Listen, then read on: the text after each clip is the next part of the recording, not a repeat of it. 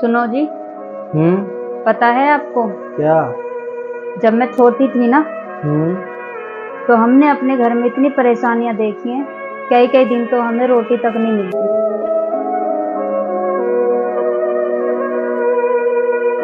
Burger, pizza, samosa खा खा कर गुजारा करना पड़ता था।